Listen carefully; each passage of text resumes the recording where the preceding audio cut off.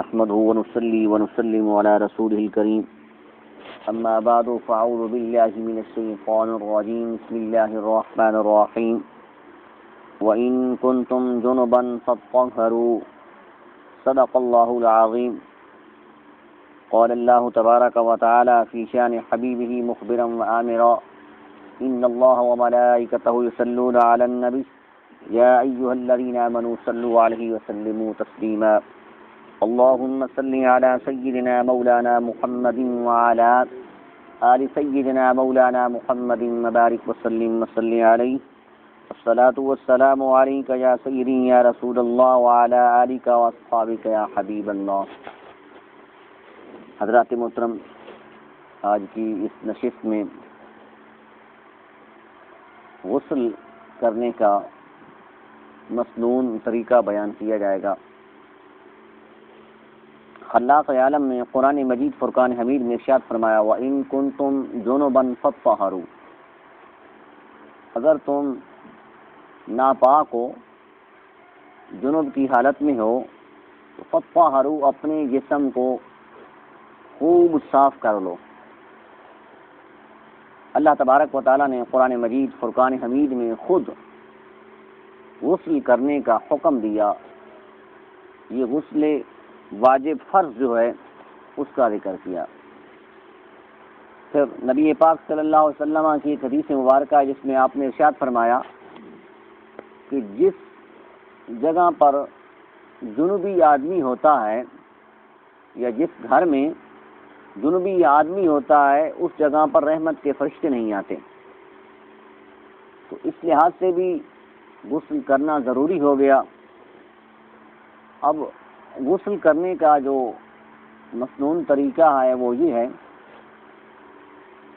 انشاءاللہ کل کی نشست میں غسل کے فرائض اور سنن کا ذکر کریں گے. آج صرف غسل کرنے کا طریقہ کیا ہے،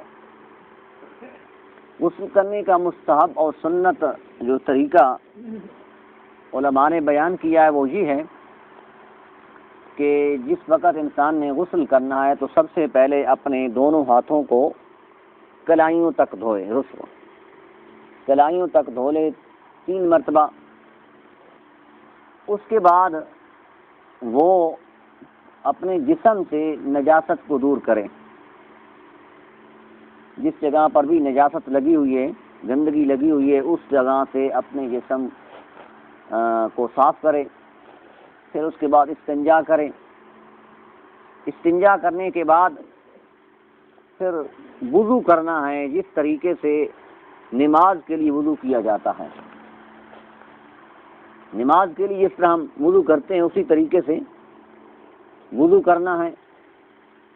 لیکن اس وضو میں اور نماز والے وضو میں صرف ایک فرق ہے کہ اس میں پانی جو منہ میں ڈالنا ہے یا ناک میں ڈالنا ہے، اس میں مبالغہ کرنا ہے. مبالغہ کرنے کا مقصد یہ ہے کہ پانی جو ہے وہ حلق تک پہنچ جائے. اور اگر روزہ نہیں ہے، روزہ کی حالت میں حلق تک پہنچانا کوئی ضروری نہیں ہے کہ غرغرہ کرے انسان. غرغرے کے ساتھ اب یہ اندیشہ ہے کہ وہ پانی جو ہے اندر پیٹ میں چلا جائے. تو روزہ کے علاوہ غرغرہ کرے اور ناک میں پانی ڈالے. ناک میں پانی ڈالنے سے مراد یہ ہے کہ ناک کی ہڈی کا یہ اندر والا حصہ جو ہے جس جگہ تک عمومی طور پر انسان کی انگل جا سکتی ہے اس جگہ کے ہر ذرے تک پانی جو ہے وہ پہنچ جائے. ریٹھ وغیرہ اگر ہے تو اس کو بھی صاف کر دیا جائے.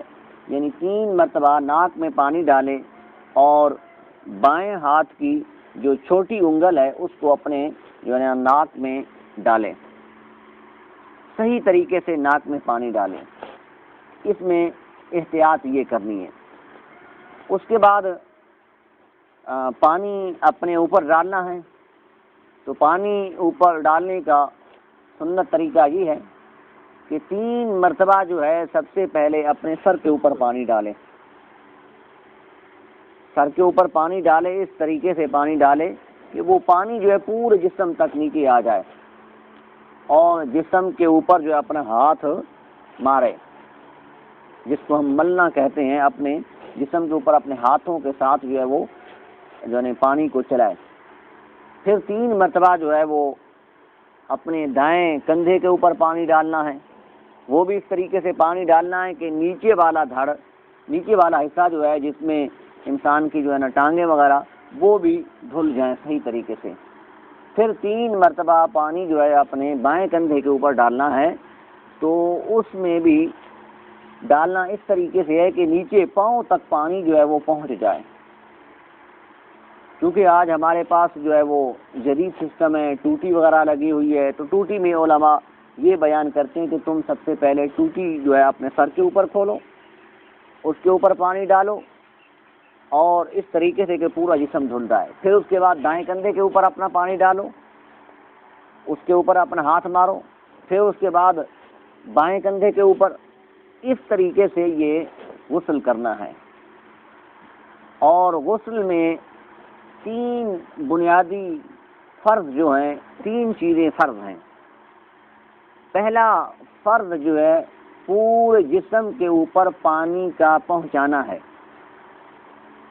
پورے جسم، حتیٰ کہ اگر جسم میں ایک بال کے برابر بھی جگہ خشک رہ گئی فرض غسل میں تو اس کا غسل نہیں ہوا۔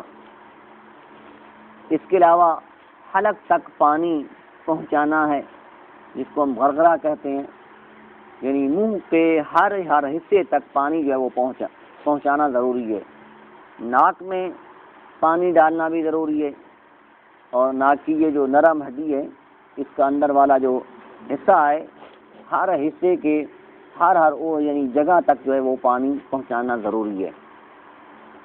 اور جب انسان اپنے جسم کے اوپر پانی ڈال لیتا ہے، ڈالنے کے بعد اگر انسان کے پاؤں کے نیچے جو ہے وہ پانی جمع نہیں ہوتا، بعض اوقات ایسی جگہ بھی ہوتی ہے کہ پاؤں کے نیچے پانی جمع ہو جاتا ہے، تو بعض اوقات جمع نہیں ہوتا، اگر جمع ہوتا ہے تو پھر پاؤں کو دوبارہ جو ہے الگ سے دھو لیا جائے۔ یہ غسل کرنے کا مسنون طریقہ ہے۔ بعض فقہاء کرام فرماتے ہیں کہ جب انسان اپنے جسم کے اوپر پانی ڈال لے تو پھر اس کے بعد احتیاطی طور پر 3 مرتبہ کلی کرے، یعنی 3 مرتبہ منہ میں پانی ڈالے، اور 3 مرتبہ جو ہے وہ ناک میں پانی ڈالے۔ یہ غسل کرنے کا مستحب طریقہ ہے، چاہے یہ غسل فرض ہو، چاہے غسل مسنون ہو، اور چاہے غسل جو ہے وہ اپنی جو ہے نا وہ ضرورت پوری کرنے کے لیے، مثال کے طور پر گرمی ہے، گرمی کو دور کرنے کے لیے وہ غسل کر رہا ہے، تو ہر ایک میں یہی غسل کرنے کا مستحب طریقہ یہی ہے۔ باقی انشاءاللہ کل کی نشست میں غسل کے جو ہے نا وہ فرائض اور سنن کا بیان ہوگا۔ وما علینا الا البلاغ المبین۔